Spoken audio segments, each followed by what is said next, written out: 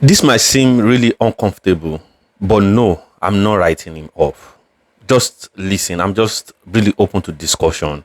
I just want to know people's take on this thing. Like, I want to know where Arsenal go from here and the future, just to predict the future and let's see how it happens.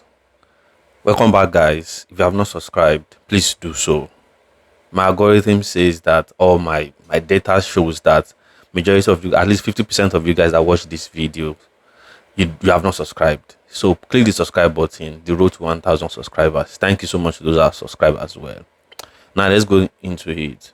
So this morning I was thinking about Bukayo Saka. Like, I was just thinking a bit about his current state. Achilles injury. At a point in time, he had hamstring injury. He has had issues over the years. In the last, let's say, 2 years, and that's because he has played loads of games.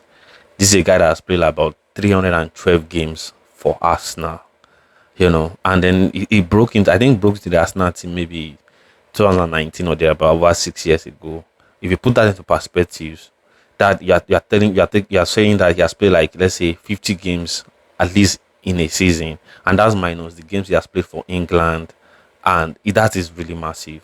And let's be honest, his numbers are really up there. 81 goals and 81 assists, 312 matches. That's like one goal involvement in 2 games. That's really massive. His GA is like 0.51 or thereabout. 0.51, I have it here. 0.51 or 52. So, like, that is the combination he makes in 1 game. So that's like 1 goal involvement, in 2 games. That is really massive. From a guy that is just 24, he's going to be 25 this September.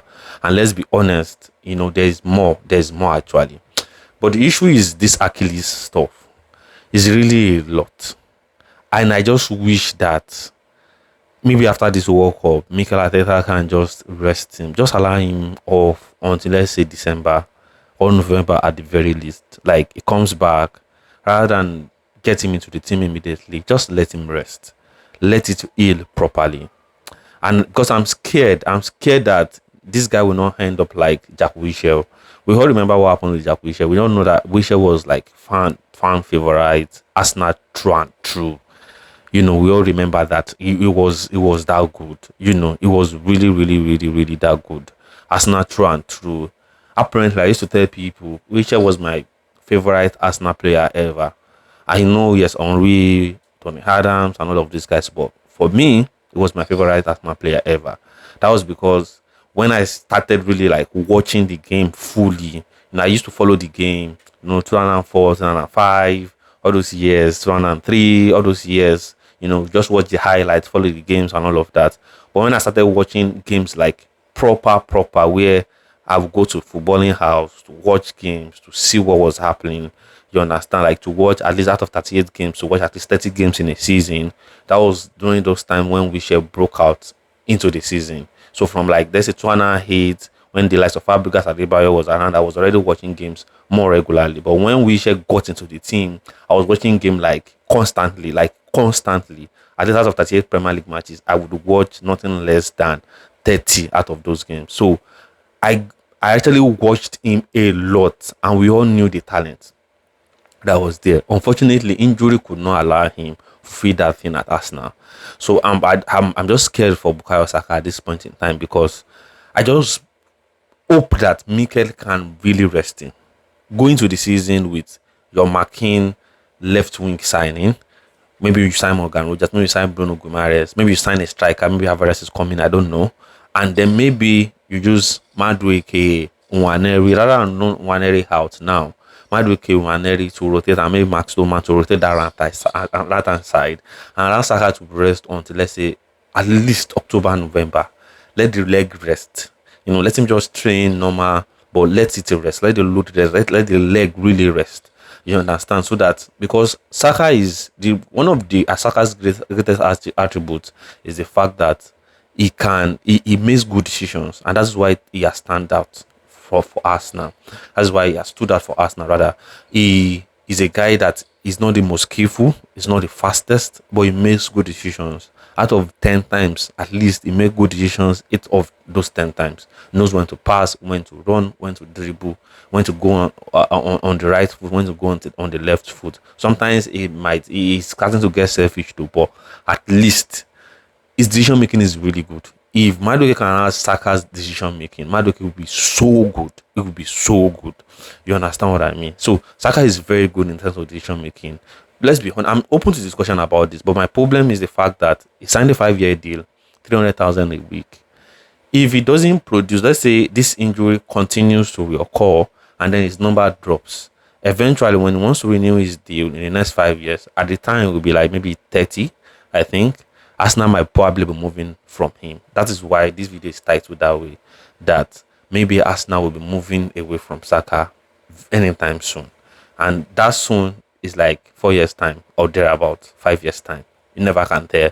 You understand? Naturally, would like just like Jack Wilshere at the time, naturally would want an Arsenal through and through to start Arsenal until the end of their career. You know, to be a one-man club career and just remain at Arsenal and just stay at Arsenal. You get what I mean? And until the end of their career, you get what I mean?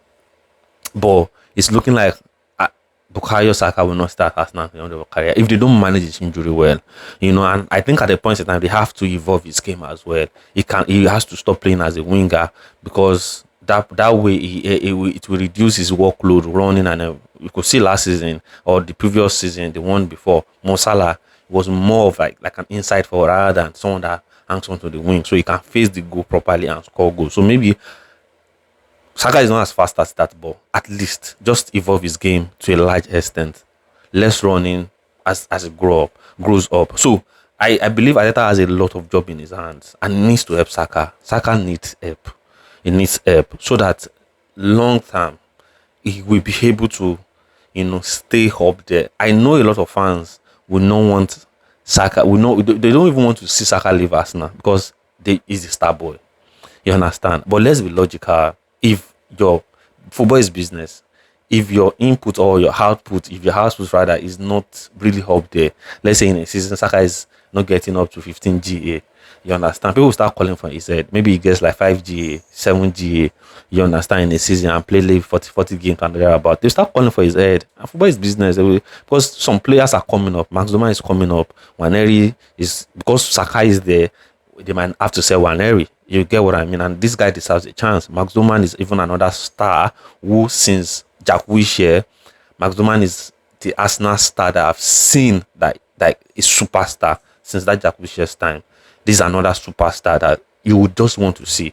And he plays from the right wing or the midfield. You understand? He might not be able to play from the midfield right now because he's so young. But for the right wing, he can still play. But because Saka is there, it's very difficult for these guys to really play. And if he's not getting their output, you have to promote new guys that will play.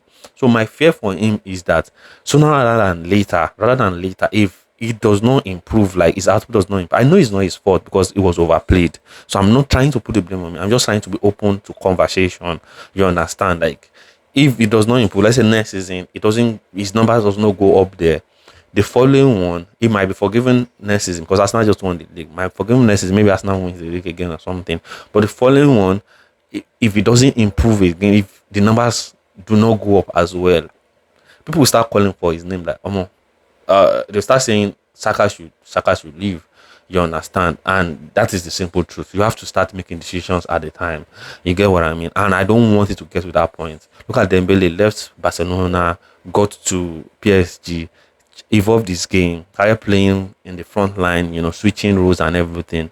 And he has become better. So maybe they rested him a lot last season. That's Dembele. Maybe Arteta also needs to help Saka.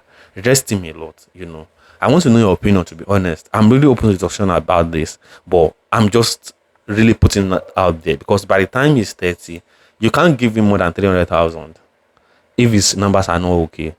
And then you have to move on from him. This is a sad reality that Arsenal fans need to accept.